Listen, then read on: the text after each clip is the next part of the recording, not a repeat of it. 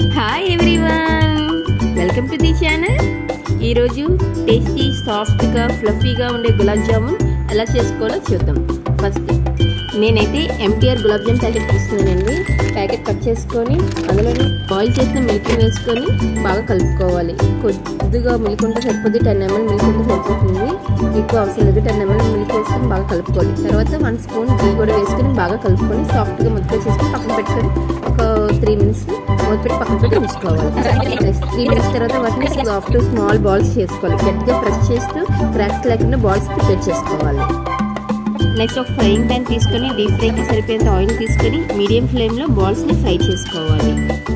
High ఫ్లేమ్లో fry చేయకండి, లోపల ఉడకకుండా బయట మాత్రం ఫ్రై అయిపోతుంది. అందుకే మీడియం ఫ్లేమ్లోనే ఫ్రై చేసుకోవాలి.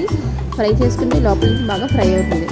బాల్స్ ప్రిపేర్ చేసేటప్పుడు గట్టిగా ప్రెస్ చేస్తూ బాల్స్ ప్రిపేర్ చేయడం వల్ల బాల్స్ కూడా ఎక్కడ క్రాక్స్ రాకుండా చూడండి, గులాబ్ జామున్ చాలా బాగా వచ్చాయి.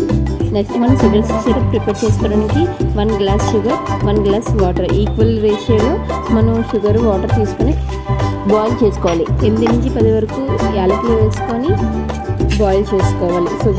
షుగర్ కరిగితే సరిపోతుందండి, పాకం రావాల్సిన అవసరం అయితే లేదు. షుగర్ కరిగిన తర్వాత ఒక 2 minutes బాయిల్ అయిన తర్వాత మనం ప్రిపేర్ చేసుకున్న బాల్స్ని వేసుకోవాలి. ఇదిగానే షుగర్ సిరప్లో ఈ బాల్స్ వేగిన చూడండి, బాల్స్ ఎంత బాగా ఫ్లఫీగా ఎంత బాగా పొంగిగా చూడండి. అంతేనండి, టేస్టీ గులాబ్ జామ్ రెడీ. మీరు కూడా ట్రై చేయండి.